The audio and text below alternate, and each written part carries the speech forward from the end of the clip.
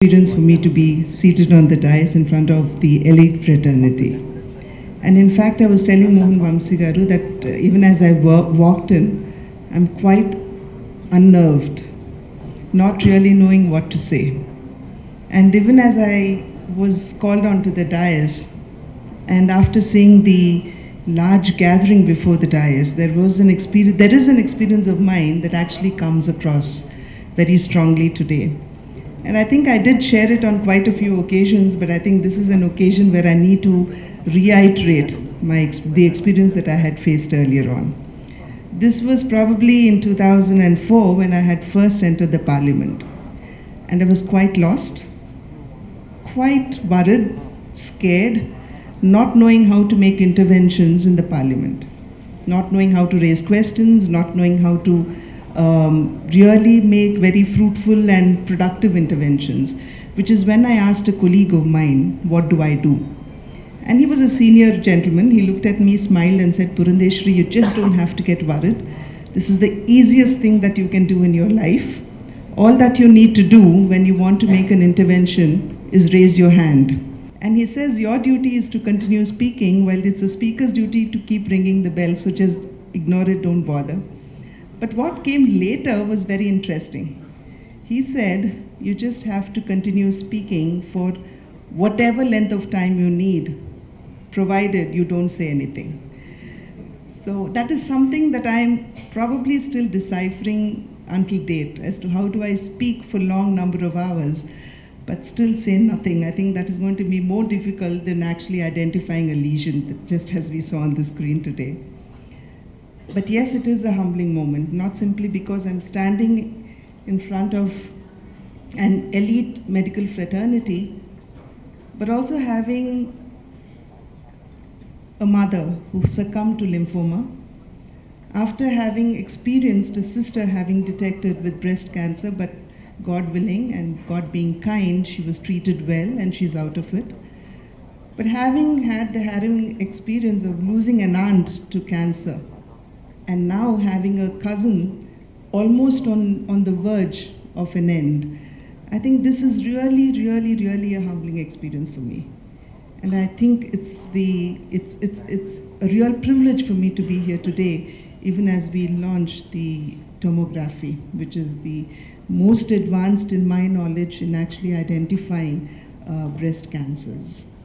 And of course, we know for a fact that all through these years, the focus of public health had been on communicable diseases. There have been seminars, there have been conferences, there have been debates and deliberations on the disease burden of communicable diseases and how it actually affects a person besides the actual progress and growth of our own country. But I think today, time is right for us to shift our focus to the non-communicable diseases, like probably the heart diseases and the cancer, which is again not only comes forth as a serious issue with regards to the disease burden, but also something that actually affects quality life.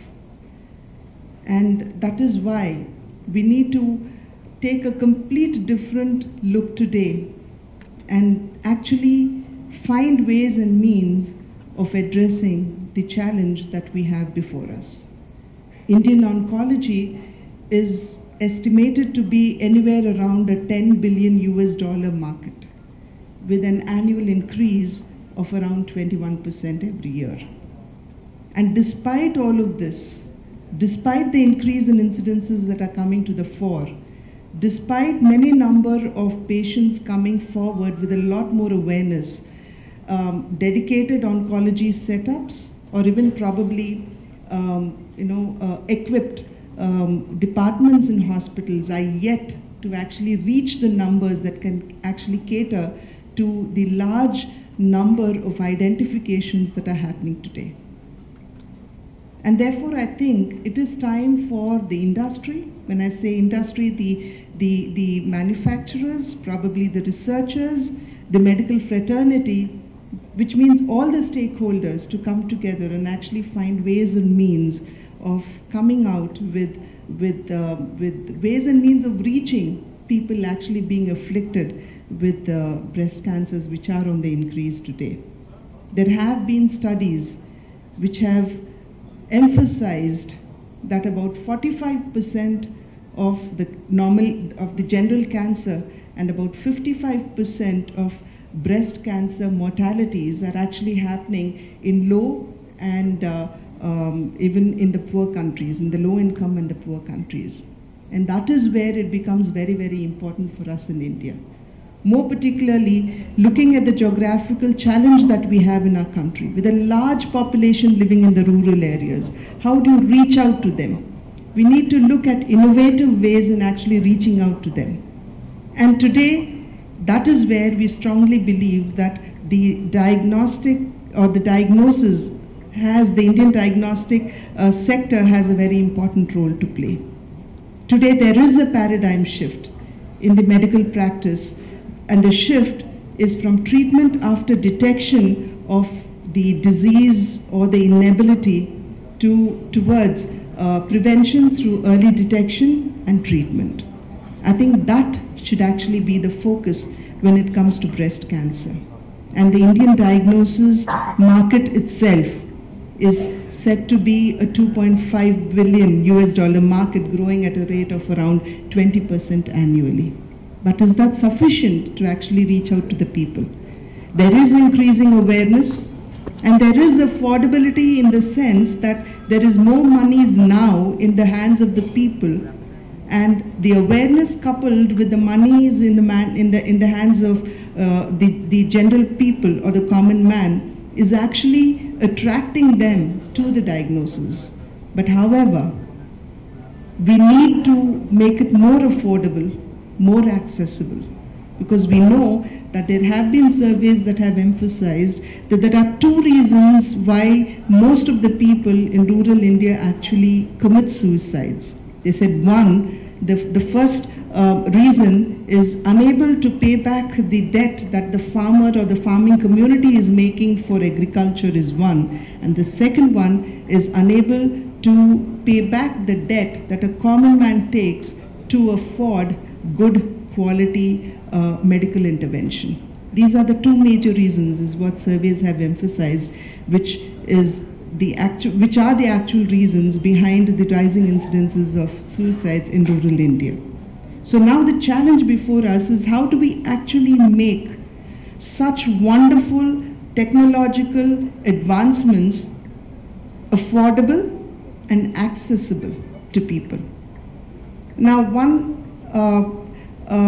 intervention that was made, a very innovative intervention that was made by an ophthalmologist, was to have a nodal center in the district headquarters, and from there have little clinics in around 10 or 15 villages where screenings were actually done for any kind of eye diseases or eye problems that people were having. And after the screening being done in the 10 centers, then they would be brought to the district headquarters, and there they would be again looked into as to whether really serious interventions were needed, and if really serious interventions were needed there, then they would actually be brought to the tertiary hospital, which was in an urban center.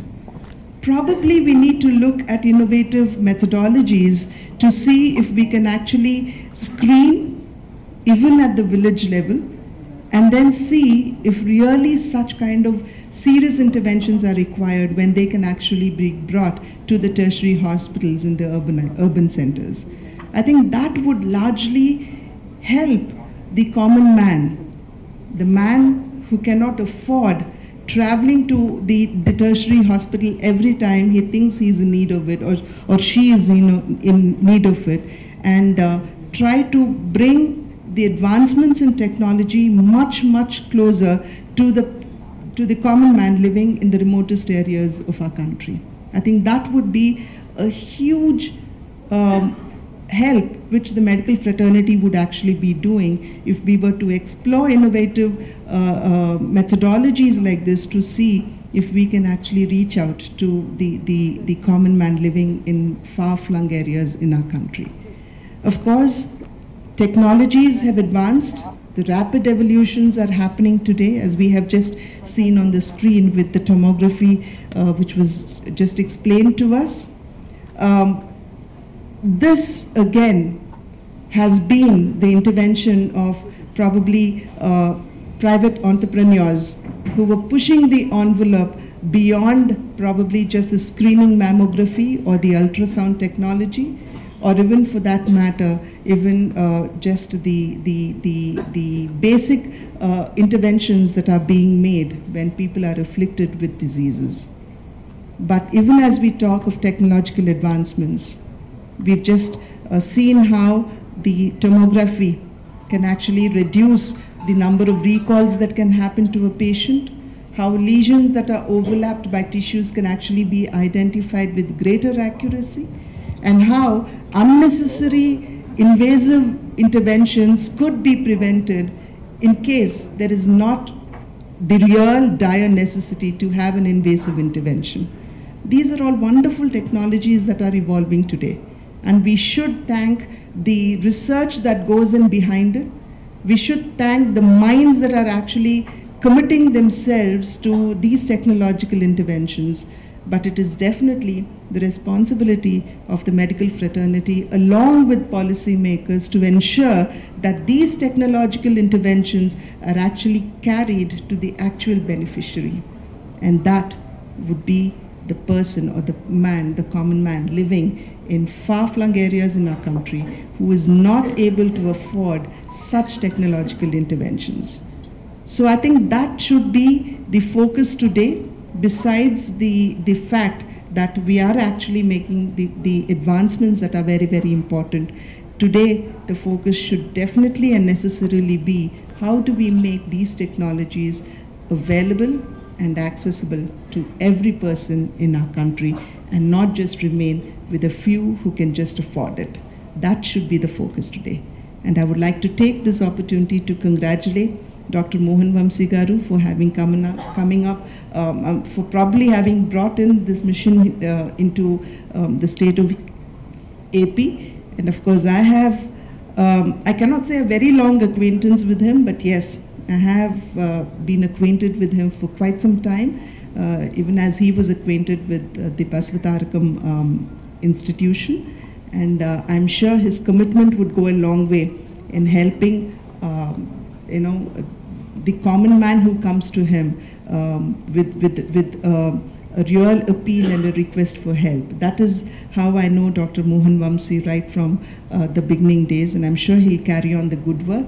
And I would also like to thank him for having given me the opportunity to be here with all of you this evening and to share my thoughts and my concerns as well. Thank you.